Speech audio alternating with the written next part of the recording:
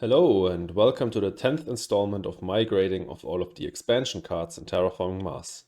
This is episode number 9 on Venus Next. As always, if you want insight into the grading system, check out the description or click on the link in the top right hand corner to get to the first video, where I explain it all. If you want to know how I go about ranking the expansion cards compared to the base game cards, check out the first video of rating expansion cards, which is also linked in the description. But let's get started. Let's kick off the episode with a great development card, Terraforming Contract. For 8 plus 3 MC, this card yields 4 MC prot, which is amazing value, since that means the card pays off in just 3 gens. Compare that to Acquired Company, which costs more and yields less, meaning it takes 5 gens to fully pay off. But of course, there's a catch. Terraforming Contract requires you to have 25 TR, and if that means you cannot play it in Gen 1 while you could play Acquired Company, then that's already a big knock against the card. But just how bad is this requirement? Well, first of all, when Venus Next was released originally in 2017, it was the first expansion together with Hellas and Elysium, so it came out before Prelude. Without Prelude, getting to 25 TR fast can be quite tricky. Direct terraforming is expensive, and building development to then terraforming naturally takes time. But we're ranking these cards with the assumption that we're playing with Prelude, and with that expansion, Terraforming Contract is amazing. You can either start off with preludes like Unimi Contractor and Great Aquifer to get to 25 TR immediately, or you get a lot of heat prod to get there passively, or you just get development preludes like Allied Bank and Metals Company down to more easily pay for cards like Nuke Zone and Ice Asteroid. In short, when playing with Prelude, Terraforming Contract is quite strong.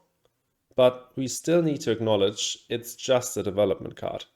The requirement can still be annoying, and in a late game, this card doesn't do anything other than provide a bit of prot for Banker. So I'll rank it higher than Acquired Company and the like, but not into A or S tier. No, it will end in B tier. One last thing that doesn't influence the rating: Terraforming Contract is significantly worse when playing with Turmoil, since with that expansion you lose 1 TR per gen. So be careful with that.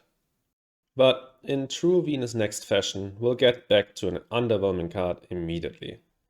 Thermophiles is one of the cards that should help you out in a Venus strategy, where you want to increase the Venus parameter to unlock stronger combo cards and score points. But it has 2 pitfalls that hold it back tremendously. First of all, it is slow as heck. You can put 1 microbe on it per gen and need to remove 2 microbes to increase the Venus, meaning it takes 3 gens for 1 bump. You might say, well, that's the same as GHG producing bacteria, and that card is alright. Yes, but A, there are more temperature bumps than Venus bumps, so you can theoretically score more points with GHG, and B, in a Venus engine strategy, you are the only one to increase that parameter most of the time, since the other players do not want to help you get to Venusian animals or Maxwell Base and the like. So it's a race against the clock, and Thermophiles is just too slow for that. And the second reason why this card is bad is similar. It has a nasty requirement of 6% Venus, which prevents you from getting it down early. Due to its design, it needs time to pay off, and this requirement robs you of that time. Thermophiles really only works together with cards like ECF or Extremophiles, and even then it is only viable in a Venus strategy. Due to that, I'll place it in low D tier. Venus Governor is a staple of any good Venus strategy. It's cheap, requires you to have played a few Venus tags, and if played, is a huge step towards securing Venophile, an award that you want to fund 100% of the time when going for Venus. There's honestly not much else to say about the card. Obviously it's cheaper than sponsors, so it's great development-wise, but still not too impactful. It combos amazingly with Venus Space Station, and again, it's legitimately the best card for Venophile. But obviously it is worthless if you're going for a rush, and therefore I can't go higher than C tier. We round off the video with 2 absolute shitters, and the first one is Venus Magnetizer. This card was Fricks Games looking at Equatorial Magnetizer thinking, how can we make this dud even worse? Oh, I know, we slap on a ridiculous Venus requirement. Let's first establish why these cards are bad in a vacuum.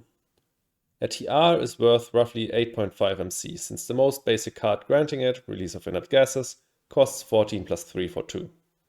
A power prot is worth 7 MC due to power plant costing 4 plus 3. So with each activation, these cards only grant a payoff of 1.5 MC, but cost a whole lot of money to play.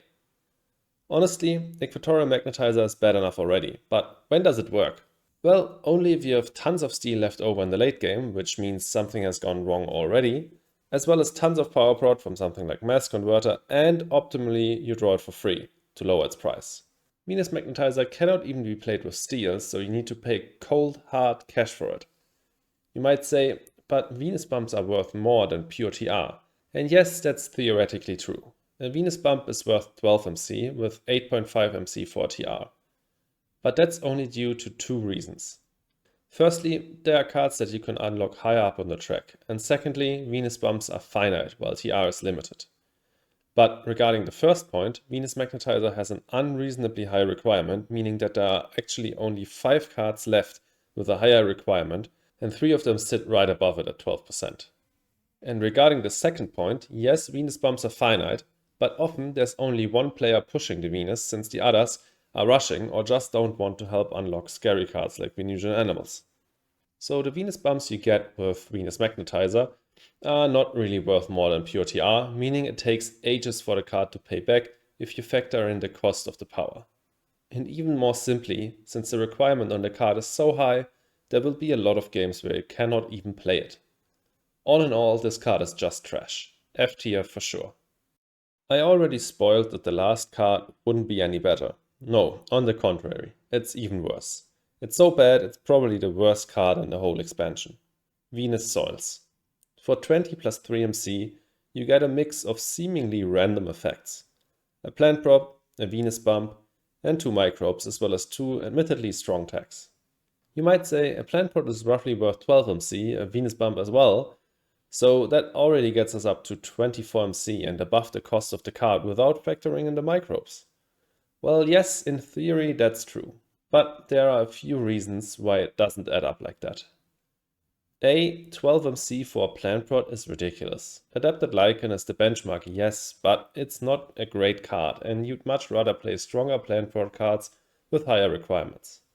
B, the benchmark card for the Venus bump has the huge upside of being a space event, meaning you can pay for that with titanium and it benefits from a lot of discounts and rebates.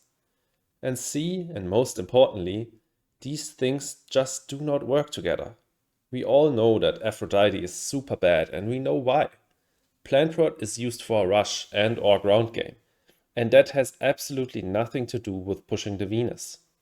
Also, the plant prot wants you to play the card early, while the microbes require you to have a microbe collecting card down, the best of which only become playable in the mid-game.